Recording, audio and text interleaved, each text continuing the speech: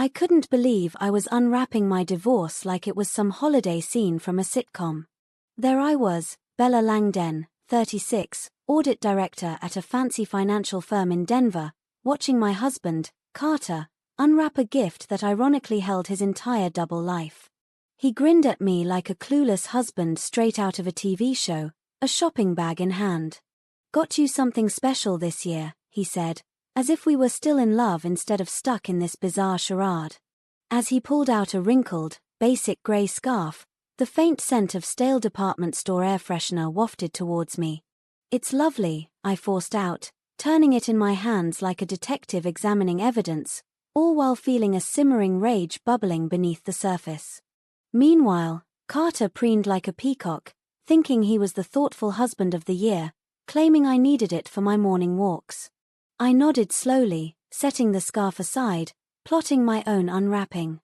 "I have something for you too," I proclaimed, my tone as calm as a Zen master. My sister Julia, perched on the couch with her coffee, raised an eyebrow, and I met her gaze with the slightest nod. We both knew it was go time. Slowly, I sauntered over to the tree, heels clicking dramatically against the hardwood. I retrieved a beautifully wrapped red box adorned with a luxurious ribbon and presented it to Carter with a smile that could rival a Cheshire cat's. "Happy Christmas," I chirped, my voice steady. Carter shook the box, eyes sparkling with childish anticipation. But I held my breath, waiting for the silence that would soon descend like a thick fog. The room was decorated beautifully, yet the atmosphere turned stagnant as Meredith, his mom, sat in prim silence while Hannah's gaze was locked onto the box, her expression like a hawk eyeing its prey. I'd never seen a Christmas gathering look so tense before.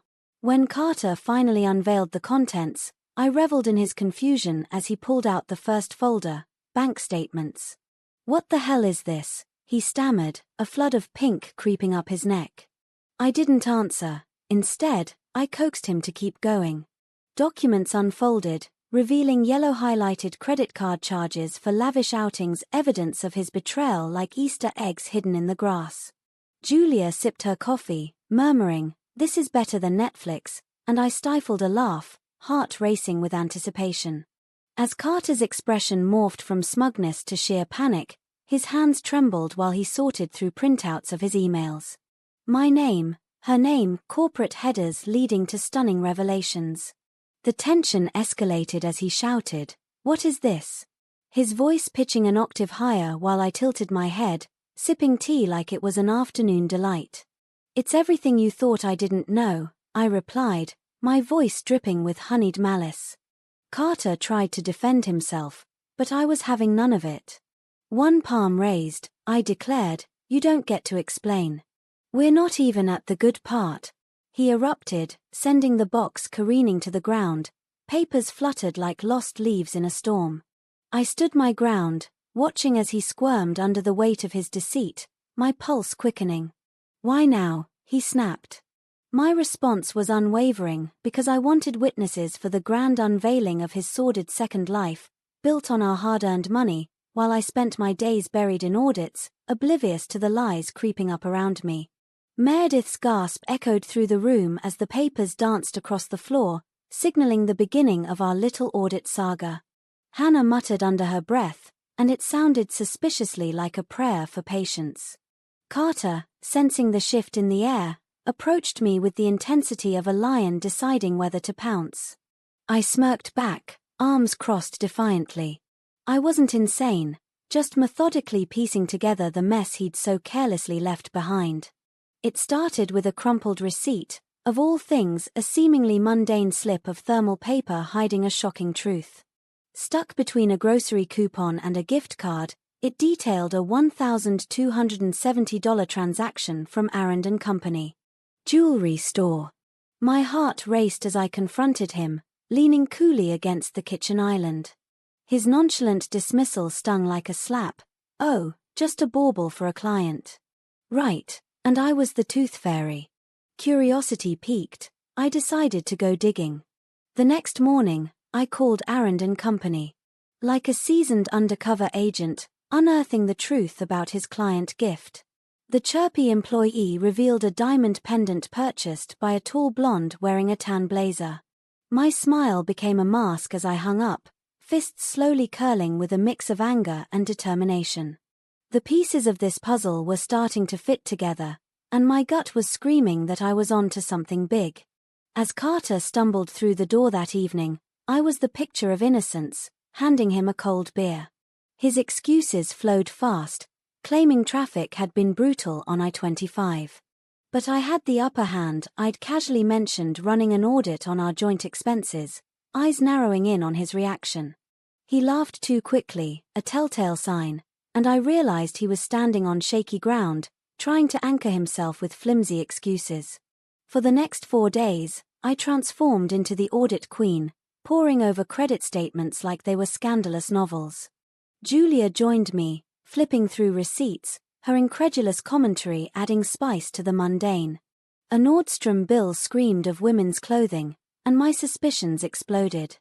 Who was this woman wearing the size 6 that my husband was evidently shopping for? Julia caught on quickly. Barbie, indeed. The plot thickened, and I was ready for more. Monday brought a new twist in the tale. I activated hidden access to our cell plan's GPS history, smuggled intel for the soul of a sleuth. The pings painted an alluring picture. Late Thursday nights had a curious pattern leading to Cherry Creek Highlands. Julia chimed in, eyebrow raised, questioning Carter's spin class routine, which had become more of a myth. With his cycling shoes buried in the past, the reality was glaringly different, and I was just getting started. With timestamps and suspicious hotel check-ins dancing before me, I shared more of my findings with Veronica over coffee. Her eyebrow shot up as I pulled out the golden nugget, his college alias popping up on a hotel reservation. Graham C. Bishop. I chuckled. Clearly, I had not only stumbled upon a heap of deceit but also a mystery that had layers more intriguing than a soap opera plot twist. The fun had just begun, and I was more than ready to unwrap this peculiar present. He had a habit of using his middle name, the sort of cliché that never fails. As I pored over the highlighted timeline, I recalled how that particular weekend found me at the Denver Audit Symposium, all seriousness and coffee. Veronica cloaked herself in tranquility, savoring her drink as she pointed out the obvious. You're building a case, not just a divorce. Folding my arms, I grinned, saying, oh, I'm definitely building a record, and when I'm finished, he'll lose a lot more than just a marriage. Bonica chimed in, her steely gaze boring into me as she set down her mug. Keep gathering the bank statements, emails, and his calendar if you can get it. As I stared through the window, contemplating her strategy, she explained the nuances of Colorado law. Infidelity won't change the ruling in divorce, but financial misconduct. That's a whole different ballgame. If he's tapping our joint funds for his escapades, we'd turn this drama into something far more devastating. Looking her straight in the eye, I brandished my ace. You want leverage? He just transferred $5,000 from our savings to a private account last Thursday. Veronica's expression shifted, her excitement practically palpable. Well then, she exclaimed, we've transitioned from mere suspicion to sabotage. With that, I found a new term for my anguish, no longer heartbreak but evidence. My mind turned back to Rena Malalari, a name I had unearthed in a forgotten email. It all started with a Q4 logistics thread. I found myself multitasking later, stirring soup while scouring LinkedIn with one hand. A profile picture flashed on my screen, and just like that, there was Rena, the blonde from the jewelry store, in her tan blazer, proudly proclaiming her title as a digital content strategist under Carter Bishop's command. My mind raced. This was real. So she's in the loop. I mumbled, becoming aware that I might be scaring Julia, who had just entered with decadent mac and cheese. The next morning, I donned my detective hat and crafted a neutral email from a Gmail account to extract more intel. Hi. I'm gathering holiday card addresses for Carter's direct team, I wrote in dry corporate tones, attaching a fake internal extension. 2 days later, bingo.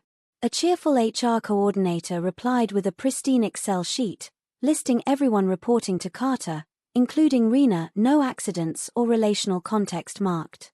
I felt the thrill of a cat about to claw its prey. Veronica, come look at this, I said later that day, sliding the printout towards her at our cafe. As she scanned it, her brow furrowed at Carter's name. And nothing disclosed? She asked, incredulous. I confirmed with a firm shake of my head. That's unethical, she said, her lips curling into a smirk.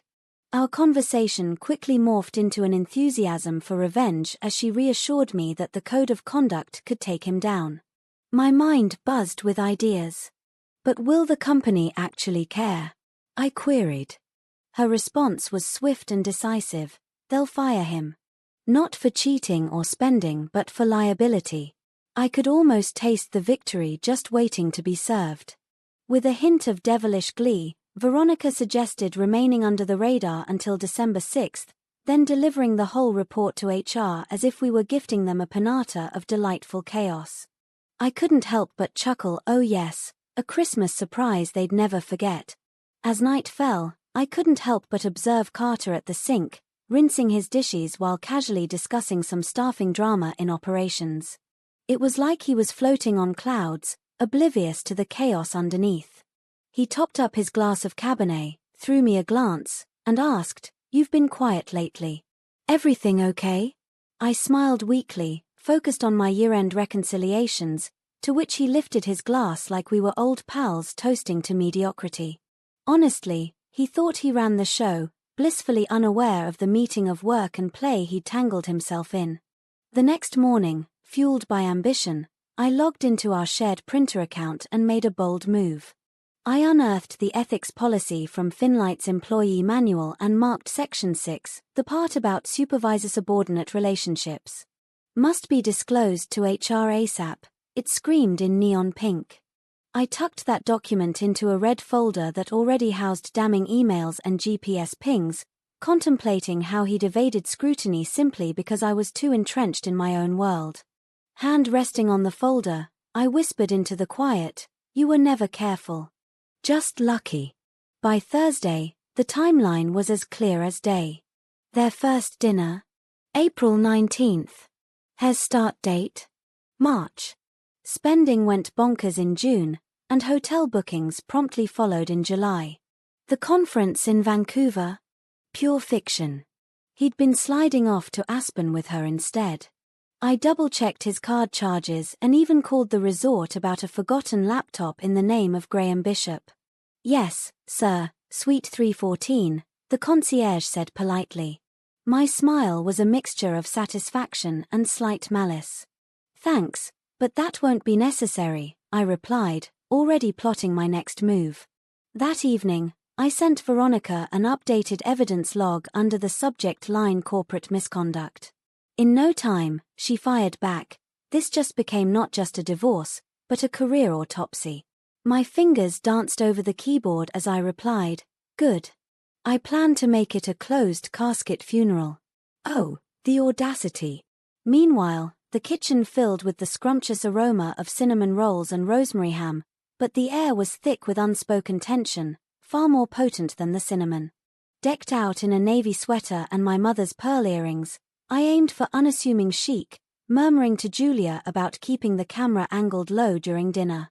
She shot me a raised eyebrow and whispered about Meredith's habits, pointing that her usual spot was prime for her signature Botox grin. Just then, Carter entered like a golden retriever with a tray of croissants, his guilty pleasure only served when his mother was around. "It smells amazing in here," he declared, planting a kiss on my cheek. I barely moved, letting his lips barely graze the air. Harmony. More like a theatrical performance. Meredith came next, all smiles under her fluffy cream coat, peppering me with air kisses and a veiled comment about looking tired. "Busy season," I responded breezily, handing her a mug, casually reminding her of the demands of year-end assessments. She caught my slight dig, eyebrows raised in confusion. Meanwhile, Julia whispered about Meredith's blindsided perception, referencing her son's indiscretions. Right on cue, Hannah strolled in with her signature disapproval, clutching a bottle of Merlot, declaring it was for our drinking through tension needs. Oh, the irony, I thought, taking the wine while she eyed me with concern. You good, Dasa? She asked. I met her gaze and then let my eyes drift to the red velvet box peeking from the base of the tree. Perfect, I said, a devious smirk creeping across my face. Who needed a happy ending when this was already turning into a gripping tale of intrigue and revenge? Today promised to be one for the books. By 10:30, all the guests had settled in, and that's when Meredith took center stage. She regaled us with extravagant tales from her charity board meetings and her latest Pilates endeavor, while Carter, a master of laughter, launched mimosas around the room like he hadn't just funneled 10 grand into an affair for 7 long months. I kept my cool, my eyes on him as he pitched some silly app to Cora, Hannah's kiddo. Julia, sitting next to me, was the silent observer with her phone tilted just so, capturing every nuance of the gathering. 9 phone checks in a half hour? I was counting. I reached for a cranberry scone while murmuring to myself that 16 was the magic number when Rena typically sent those heart emojis. Carter caught my eye and flashed that politician smile of his, the one that dazzled everyone but me. Need me to carve the ham? He asked, ready with a knife in hand. Oh, you're skilled at slicing through superficiality, Carter. Babe, he prodded again, already rising with enthusiasm. I nodded, what a talent he had for cutting things. As his knife hovered mid-air, he glanced at his mother, who had been dishing out sarcastic commentary like it was her job. Nothing wrong with a sharp tongue, Meredith chimed in, raising her glass. As long as it doesn't bite too deep, Julia shouted with a mouthful of potatoes, adding, depends on what you're slicing. With laughter echoing, Carter made an exit to the foyer. Following a minute later, I found him hunched over his phone, thumbs dancing. Rena. I dropped the name like the cherry on top of a sundae. He flinched and spun around way too quickly, phone burning bright in his hand. What? His voice pitched higher than a cat in a dog park. I pressed closer, insisting, the blonde from marketing. The moment I mentioned her, his demeanor shifted, demonstrating he had the emotional range of a high school drama. Ever the vault, he jabbed the phone into his pocket, stiffening like a corpse at a family reunion. Let's not start, Bella, he muttered. Not today. I retorted, oh, but it's the perfect day for honest family fun, don't you think? His muscles tightened just a smidge. In that fleeting moment, I glimpsed fear, a minuscule crack in Carter's flawless facade. Let's just go back in. He brushed past, and I lingered, staring at the festive wreath with its perfect bow, whispering to myself, not yet, but I will. Back at the table, Julia smuggled her phone to me under the table. The video captured every twitch, every lie, and every careful smile from Carter. Shoving it into my pocket, I raised my glass with a casual smirk and suggested, let's dig into gifts after dessert. Meredith's enthusiastic clapping filled the air. Oh, we'll end with a bang, I grinned, placing my napkin on my lap and feeling delightfully mischievous about what was to come. As dessert plates vanished, the room grew cozily drowsy, a warm facade that often fools families into thinking they're close. Carter leaned back, overly confident, proclaiming, all right, who wants to kick off the gift exchange? The pride in his voice nearly made me guffaw. Let Bella go first, ladies first. Meredith decreed. I accepted, nodding as my eyes darted to the red velvet box lurking by the tree, like dynamite waiting to explode. With an air of false bravado, Carter strutted to the tree, and Julia muttered, dead man walking. He knelt, expertly sifting through packages, then returned triumphantly, presenting me with a slim, gold-wrapped box. For you, he beamed, like a horse galloping down a track, completely oblivious to the betrayal that hung in the air. I took the box gingerly, tracing the bow with my fingers. You might want to stick around, mine's next, and it's a bit of a showstopper. He settled back, basking in smugness, while I braced for the unwrapping of his deceit. There it was, a cashmere grey pair of gloves nestled in the box, the Nordstrom tag still flopping around like it hadn't quite realized it was a gift. I held them up theatrically, watching the silence stretch, before fattening it with a casual, practical thanks. I set them down with the reverence of an art curator and made my way to the tree, my heels giving steady taps against the hardwood. Picking up the red box, I beamed, "Merry Christmas, Carter. This one's been a long time coming." Carter chuckled as he accepted the red box, remarking on my unexpectedly fancy gift-giving this year. Settling into my chair, I let my elbows dance lazily over the arms and crossed my legs like a seasoned queen. "Open it slowly," I said, feeling the anticipation bubble in the room. Carter, like a kid on Christmas morning, gave the box a rattle and began to peel back the ribbon, eliciting a collective hush from everyone, as if they all sensed impending drama brewing. The atmosphere sighed as Carter lifted the lid, revealing a stack of bank statements, my little gift to him, tucked away perfectly and highlighted for his convenience. "What the?" he mumbled, confusion knitting his brows. He flipped through to find lavish hotel stays, all under our joint account, and his gaze darted to me. "What is this?" I gestured toward the layers of chaos hiding in that box. "Keep going." With shaking hands, he dug deeper.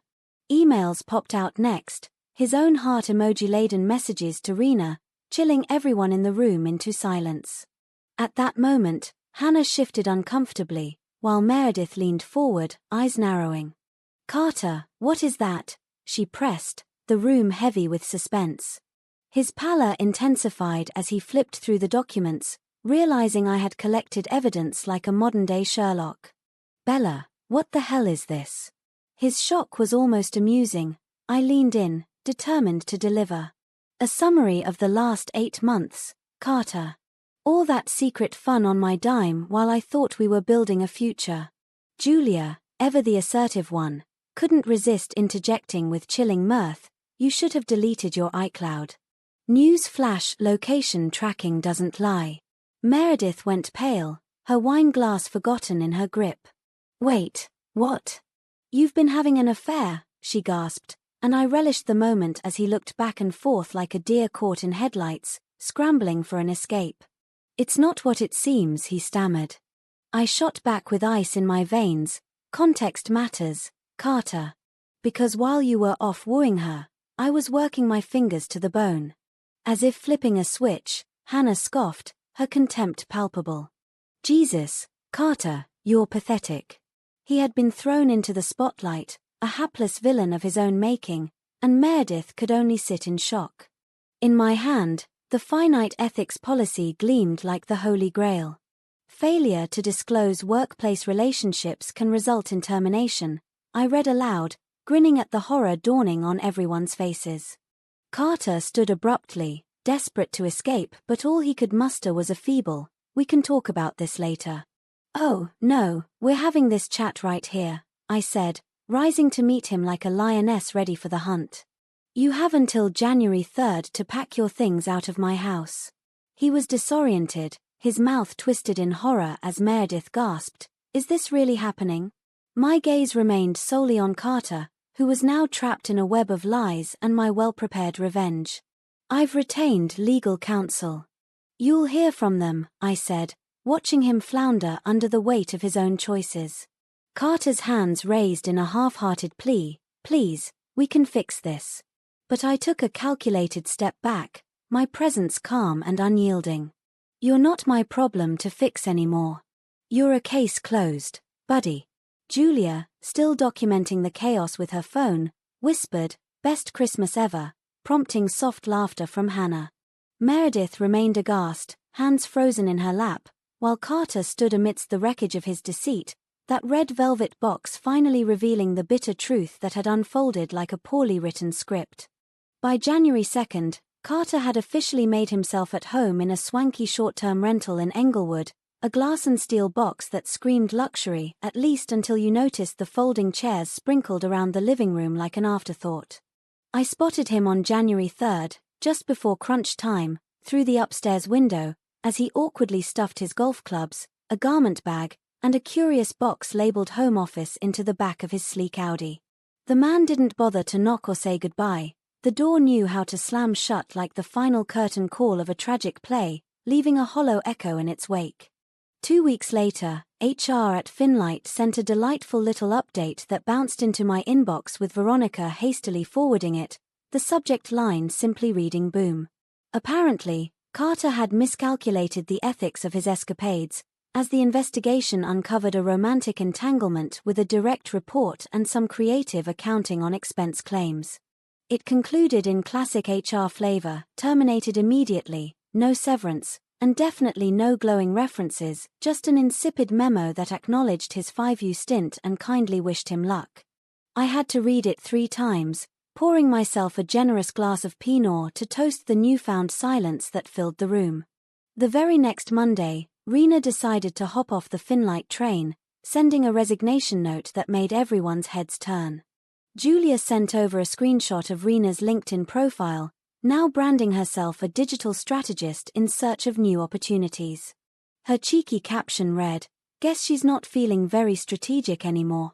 I didn't bother to reply. Some things don't need a verbal high five, a simple nod suffices when life flips the script in such spectacular fashion. February rang in like a broken record with Meredith attempting to reach out twice. The first call rolled straight to voicemail, but the second time I picked up, only to find a weary, brittle tone drifting through the receiver. "Bella," she spoke softly, "I just wanted to say I'm sorry for everything." Now this was a plot twist. I seized my moment of pleasure, noting, "You weren't wrong, you simply preferred the blindfold." Her shaky exhale felt like a release, but I interrupted her with a gracious, "Maybe coffee someday," only to add, "But let's not do that until your son's done blaming me for his Firestarter days." No argument came from her lips, she simply said, "Take care," before hanging up, leaving a wisp of tension behind. Hannah kept the flame alive with a meme, a dumpster ablaze but wearing festive Christmas lights, humorously captioned family traditions. I quickly shot back a red bow emoji, and she replied, "Still iconic." Ah, how laughter manages to weave through chaos. As for Carter, he made a sudden appearance on my phone with a single text, "I'm sorry." I sat there, staring at the screen like it held the secrets to the universe before summoning the strength to delete it, treating it like yesterday's news, no reply involved, just a straight-up pass. Life in the house is just different now. I recently gave the bedroom a fresh coat of deep slate blue, replaced the couch, and swept away everything that whispered compromise. The guest room transformed into a vibrant office, where I now manage an array of audit portfolios for clients who not only read the fine print but also appreciate it. In the corner, a potted fiddle leaf fig basks in the sunlight, thriving beautifully. I affectionately named it Closure, because what else could encapsulate this delightful new beginning? Sometimes, as I wander past the closet, my eye catches the red box cleverly tucked away between old tax records and an outdated hard drive. Its presence isn't sentimental, it's a reminder that precision is key, as is the art of waiting for the perfect moment to document rather than scream. If you've patiently listened to my saga, I owe you a huge thanks. Anyone who's ever stayed silent while others underestimated their strength, hit that like button. And if you've served up a well-deserved dose of justice with a beautiful bow, drop a comment. We haven't even scratched the surface of stories where women not only survive betrayal but bury it. So subscribe if you're ready for the next chapter. Trust me, we're just getting started.